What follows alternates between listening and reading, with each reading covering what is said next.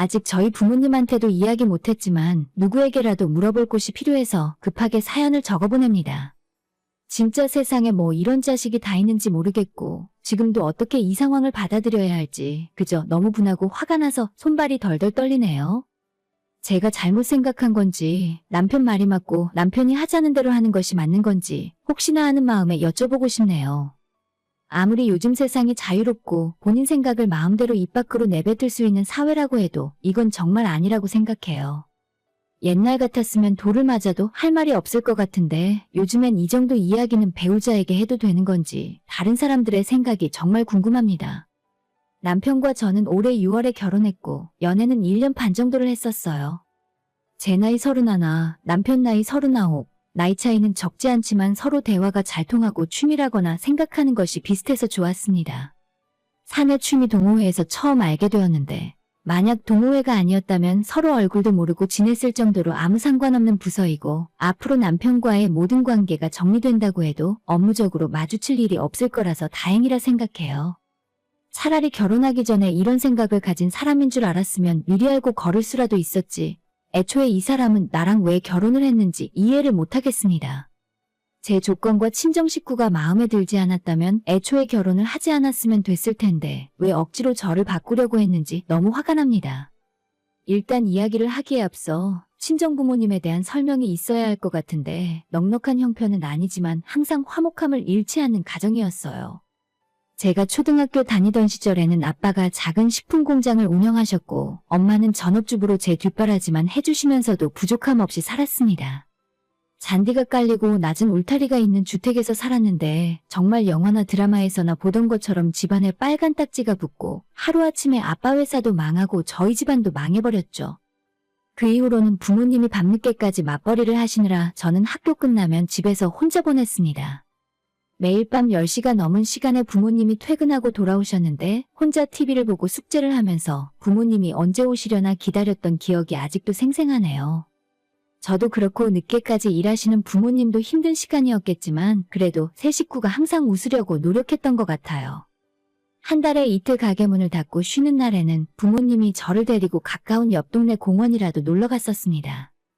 아빠가 회사를 운영하실 때는 고급 승용차를 타고 다니셨지만 엄마랑 둘이서 가게를 할 때는 배달용 낡은 봉고차를 몰고 다니셨는데 냄새도 나고 낡았지만 그 차를 세 식구가 다 같이 타고 놀러 다닌 기억이 너무 행복하게 남아있어요. 회사가 무너질 때 집안의 재산을 다 팔아서 처분하고도 남은 빚이 수억이 넘어서 부모님이 제대로 쉬는 날도 없이 하루 종일 일을 하셨지만 빚에 딸린 이자 갚고 매달 원금 조금씩 갚아나가느라 생활은 항상 팍팍하고 여유가 없었습니다. 집안이 쫄딱 망한 뒤에 길바닥에 나앉을 뻔한 상황이었는데 다행히 친가와 외가 친척들이 십시일반으로 도와주셔서 작은 가게도 낼 수 있었고 작지만 저희 세 식구 따뜻하게 지낼 수 있는 집은 있었어요. 빚을 갚으며 사느라 돈은 항상 없었지만 그래도 부모님은 희망을 버리지 않고 항상 웃으며 사셨습니다. 다행히 부모님이 하시는 가게가 장사도 잘 되는 편이었고 열심히 빚을 갚아나갔더니 제가 대학교 다닐 때 전부 다 갚을 수 있었어요.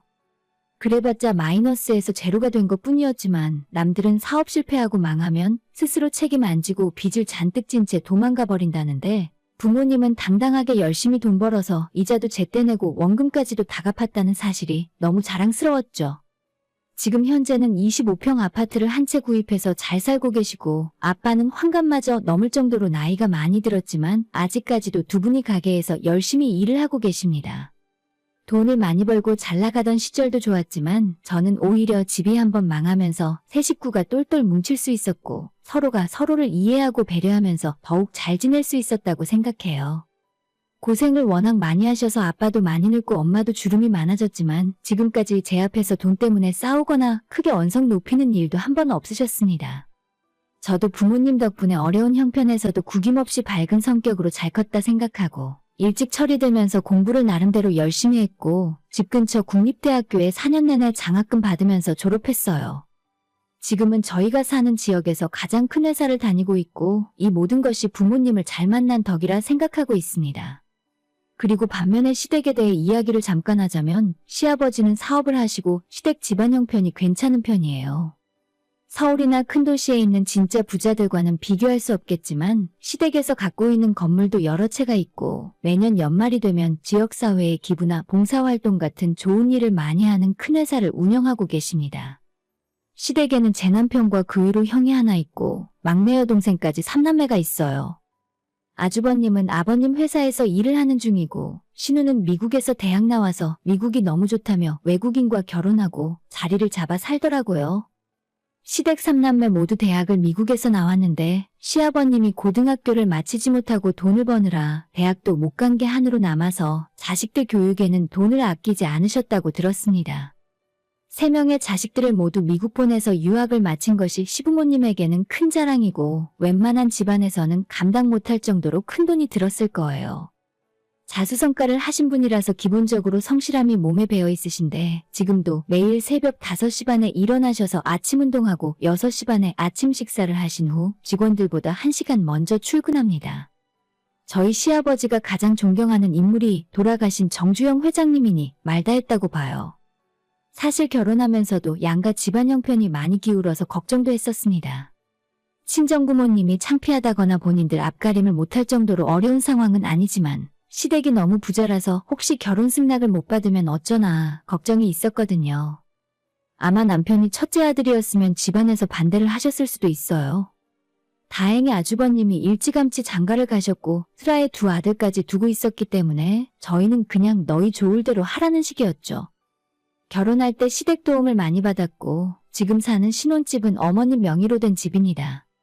나중에 저희가 돈 모아서 독립할 때까지 얼마든지 편하게 살라고 하셨는데 보증금 같은 것도 안 받고 멀쩡한 아파트를 내어주신 것만 해도 정말 큰 지원을 해주신 거죠.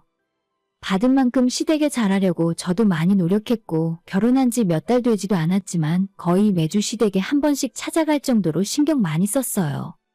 시어머니가 막내딸을 정말 예뻐하고 아끼셨다고 하는데 아버님 의지로 미국에 유학을 보내긴 했지만 공항에서 정말 펑펑 우셨다고 합니다.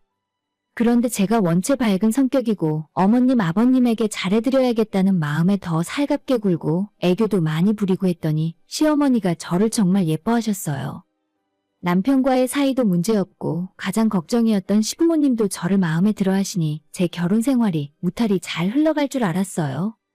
하지만 가장 먼저 조금 이상하다는 생각이 들었던 건 지난 여름 휴가 때 시부모님이 저희 부부와 같이 여행을 가고 싶어 하셨습니다. 원래는 신혼여행을 해외로 다녀온 지 얼마 안 된 상황이라 남편과 함께 제주도로 며칠 다녀올까 계획을 짜고 있었는데 시어머니에게서 갑자기 연락이 오더니 본인들이 전부 경비 부담을 하겠다면서 같이 해외여행을 가자 하셨어요. 제주도는 무슨 제주도니? 그냥 우리랑 좋은 데 가서 놀다 오자. 아무래도 늙은 사람들끼리 다니면 힘든 점도 많고 재미도 없는데 너희랑 다니면 좋잖아. 하와이? 발리? 너는 어디가 좋니? 너 가고 싶다는 곳으로 가자. 돈이 문제가 아니라 편하게 쉬다 오고 싶은 여름 휴가인데 시부모님을 모시고 가면 이래저래 불편할 것 같았습니다. 일단 남편과 상의를 해보겠다 하고 전화를 끊었고 저녁에 남편에게 이런 이야기를 했더니 전혀 문제될 거 없다면서 시부모님과 같이 가자 하는 겁니다. 시부모님이 영어를 잘 못하셔서 해외여행 다니기 힘든데 우리가 같이 가서 도와드리고 제주도보다 훨씬 좋은 곳에 가서 놀고 오자고 하는데 저는 솔직히 같이 가고 싶진 않았어요. 하지만 저 혼자 거절할 명분도 없고 어머님이 저렇게 기대하고 좋아하시는데 내 휴가가 문제가 아니라 시댁에 보답하고 효도한다는 생각으로 여행을 같이 가기로 했습니다. 하와이를 7일 동안 다녀오기로 했는데 도착하고 숙소에 체크인하면서 한 번 더 놀랄 일이 있었어요. 방을 2개 예약해두었고 저는 당연히 남편과 한 방을 쓸 줄 알았는데 남자는 남자끼리 여자는 여자끼리 편하게 쓰자면서 어머님과 제가 한 방을 쓰게 되었습니다. 저한테는 한마디 상의도 없었고 이미 자기들끼리 다 정해놓은 상황에서 제가 정색을 할 수도 없는 일이라 그냥 분위기에 휩쓸려 그렇게 하기로 했죠. 그리고 여행 내내 어머님과 제가 함께 붙어 다녔고 마치 모르는 사람이 보면 엄마와 딸이라도 되는 것처럼 꼭 제 팔짱을 끼고 다니셨습니다. 조금 부담되는 건 있었지만 그만큼 시어머니가 저를 편하게 생각하시고 좋아해서 그런 거라고 생각했습니다. 제가 시집 오기 전에 첫째 며느리인 형님이 있었지만 형님은 좀 무뚝뚝한 편이고 아이를 2이나 키우다 보니 본인 사는 게 바빠서 어머님과 거의 교류가 없더라고요. 그래서 아마 살갑고 먼저 다가오는 제가 마음에 드신 것 같은데 시어머니와 원수처럼 지내는 것보다는 이렇게 마음에 들어 하시는 것이 오히려 다행이라 생각했죠. 시댁과 잘 지내는 것까지는 정말 좋았는데 문제는 어머님의 저에 대한 집착이 시간이 지날수록 점점 더 심해지는 것 같았어요. 매일 하루에 한 번씩 전화하시는 건 기본이고 아무 때나 수시로 카톡을 보내서 저와 수다를 떨고 싶어 하셨습니다. 너는 우리 아들이랑 결혼했는데 이제 회사 안 다녀도 되지 않니? 그냥 내가 너 월급만큼 용돈 줄 테니까 회사 그만두고 나랑 놀자. 같이 골프도 치러 다니고 브런치인지 뭔지 맛있는 거 파는 카페도 다니면 좋잖아. 그때는 어머님 농담이 조금 지나치다 생각했었는데 이제 와서 생각해보니 저런 말들도 농담이 아니라 전부 진심이었구나 싶네요. 외국에서 사는 신우 때문에 생긴 상실감과 우울한 마음을 저를 새로운 딸이라 생각하면서 집착하시는 것 같았습니다. 연락도 자주 하고 일주일에 최소 한두 번은 만나서 같이 시간을 보낼 정도로 어머님은 항상 저만 생각하셨습니다. 이게 과장이 전혀 아닌 게 저는 회사에 출근하고 퇴근하는 직장인이지만 어머님은 살림조차 사람을 쓰고 본인 손으로 거의 안 하시는 속편한 가정주부였거든요. 아침에 일어나 출근할 곳도 없으니 늦게까지 시간이 많이 남았고 오전에 수영을 하시고 낮에는 골프 연습장과 피부 관리를 하러 다니는 것만이 어머님의 유일한 스케줄이었어요. 그러니 남는 시간에 항상 저한테 연락하시고 저보고 일 그만두고 같이 놀러 다니자는 소리를 속편하게 하실 수 있는 분이죠. 가끔 부담스러울 때도 있어서 서로 선을 지켰으면 싶은데 남편도 어머님과 똑같은 소리를 하면서 차라리 회사 그만두고 아예 시어머니와 놀던지 아니면 어차피 시댁이 집이 넓고 방이 많으니까 우리가 그 집에 들어가서 같이 살면 어떻겠냐는 소리를 했습니다. 6월에 결혼해서 아직 반년도 안 지났는데 시댁이랑 합가하자는 소리에 남편과 몇 번 다툰 적도 있어요. 그래도 이때까진 크게 심한 건 아니었는데 지난 추석 때 시댁에서 차례를 지내고 정리를 다 마친 뒤 친정으로 건너가려 하니까 어머님이 가지 말라 붙잡으시더라고요. 좀 더 있다가 가. 내가 과일 깎아줄게. 우리 같이 있다가 영화나 보러 갈까? 시댁의 아주버님네 식구도 찾아왔고 시끌시끌한 추석을 보냈는데 제 친정에는 부모님 말고는 아무도 올 사람이 없잖아요. 제가 친오빠나 남동생이 있는 것도 아닌데 아무리 생각해도 이건 좀 아닌 것 같아서 부모님이 저만 기다리고 있기 때문에 차례 다 끝났으면 친정에 가봐야겠다고 했더니 그때 어머님이 하시는 말씀이 제 귀를 의심하게 했습니다. 우리가 너네 부모님 해주면 되잖아. 그냥 우리 집이 친정이라고 편하게 생각해. 나도 가끔 너가 내 며느린지 내 딸인지 헷갈리더라. 그냥 이참에 내 딸하자. 굳이 친정 안 가도 되잖아. 약간 농담이 섞인 말이긴 했어도 그때는 그게 마냥 농담으로 들리진 않았어요. 어머님 눈빛에서 광기 아닌 광기가 보였고 알 수 없는 기분에 소름이 끼쳐서 붙잡는 시무를 뿌리치고 다음에 오겠다며 시댁을 빠져나왔습니다. 남편은 어떻게 자기 엄마가 하는 말을 무시하냐며 저한테 화를 냈고 친정에 가서도 뚱한 얼굴로 가만히 앉아있기만 하더라고요. 엄마 아빠가 기분 안 좋아 보이는 사위 눈치를 보다가 나중에 저한테 두 사람 싸운 거냐고 물어보실 정도였는데 이걸 사실대로 말하기도 애매해서 그냥 별일 아니라 하고 말았어요. 추석 때 한번 그 일을 겪은 뒤로 남편과의 사이는 조금 어색해졌지만 오히려 시어머니는 저를 더 보고 싶어하고 매일 저녁에 1시간씩 전화할 정도로 집착의 정도가 더 심해졌습니다.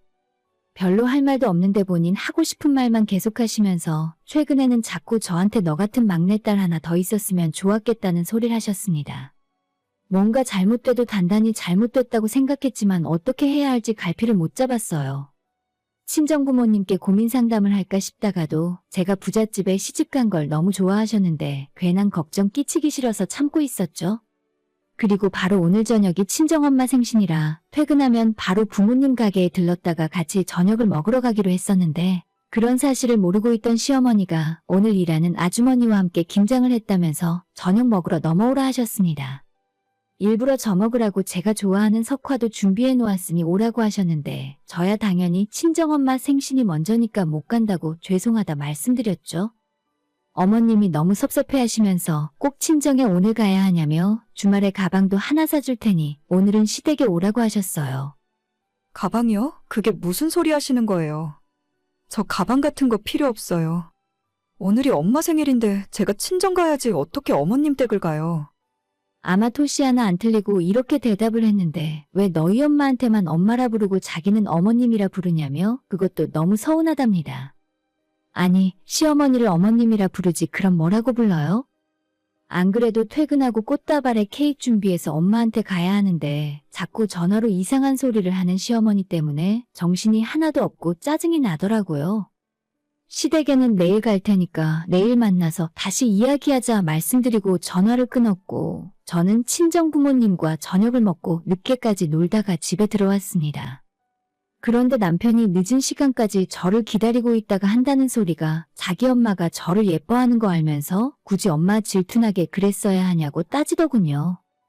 저는 제가 뭘 잘못했는지 도저히 이해를 못했기 때문에 어머님을 그럼 어머님이라 부르지 엄마라고 불러야 하냐고 말했습니다. 한참 남편이랑 말다툼하고 실랑이를 벌이다가 갑자기 한다는 소리가 이참에 친정이랑 거리를 멀리하고 시부모님과 더 친하게 지내라 하는 거예요. 너도 생각을 좀 해봐. 우리 부모님이 더 훌륭하신 분들인데 선택을 잘해. 장모님을 멀리하고 우리 엄마랑 같이 다니면 너한테 떨어지는 것도 훨씬 많을걸? 복잡하게 생각할 거 없어. 능력 있는 새엄마가 생겼다고 치면 되잖아. 제 상식으로는 도저히 받아들일 수 없는 이야기였습니다. 돈 때문에 지금까지 키워주신 부모님을 버리고 시부모님을 새부모님처럼 대하라는 건가요? 무슨 말 같지도 않은 소리를 하냐고 지금 그게 진심이냐 물었더니 어차피 처가부모님은 해줄 것도 없지 않냐며 엄마가 예뻐해줄 때 결정하랍니다. 결정은 무슨 놈의 결정을 하라는 건지 저보고 친정과 연을 끊고 살라는 건가요? 말하는 거 하나하나에 남편이 친정부모님을 무시하는 것이 느껴져서 너무 기분 나쁘고 화가 났습니다. 더 이상 같은 집에 있기도 싫더라고요. 한바탕 싸우고 남편에게 욕도 했고 지금은 간단한 짐 싸들고 친정집에 와 있는 중이에요. 부모님이 이 늦은 시간에 무슨 일이냐고 물어보셨는데 차마 어디서부터 어떻게 설명을 해야 할지 몰라서 그냥 남편과 조금 싸웠다고 대답했습니다. 혼자 조용히 생각을 정리하고 있는데 생각하면 생각할수록 더 어처구니없고 남편과 그 집안 식구들이 제정신이 아닌 사람들처럼 느껴져요. 돈 줄 테니 부모 자식 인연 끊고 살라는 게 말이나 되는 소리인가요? 더 늦기 전에 제가 남편과 시댁 사람들과의 관계를 정리하는 것이 맞을 것 같습니다. 돈도 좋지만 일륜까지 거스르며 살 수는 없죠. 후기입니다.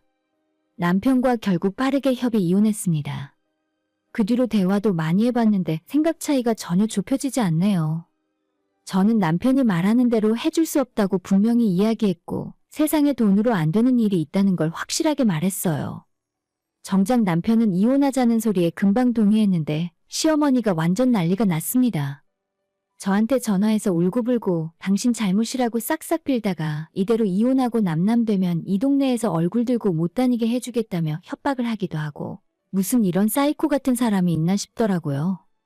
아마도 어머님은 둘째 며느리가 아니라 딸이 하나 필요하신 것 같은데 남의 집 딸 데려다가 이상한 소리 하지 말고 직접 막둥이 딸을 하나 더 낳던지 미국에 있는 딸을 불러들이던지 하시는 게 빠를 것 같네요. 제가 남편과 이혼하겠다고 하니까 시어머니가 집도 주고 돈도 주고 다 주겠다는데 그런 돈 필요도 없고 제가 그깟 돈 때문에 부모님을 버리고 살 수 있겠습니까? 좋은 마음에 잘해줘도 이렇게 정신 나간 사람들 때문에 힘드네요. 이혼하고 다 차단하고 나니까 속이 다 시원하고 회사에서 사람들이 왜 이혼했냐고 물어볼 때마다 시어머니 이야기를 해주면 다들 미쳤다며 소름 끼친다고 해요. 이미 회사 내부 외부에 소문이 다 났는데 전 남편도 빨리 그만두고 시아버지 회사에 들어가서 일을 하는 게 나을 겁니다. 얼굴 들고 못 다니는 건 제가 아니라 그 집안 식구들이 되겠네요. 오늘의 사연은 여기까지입니다. 구독과 좋아요, 알람 설정 부탁드려요. 다들 행복하시고 좋은 하루 되세요.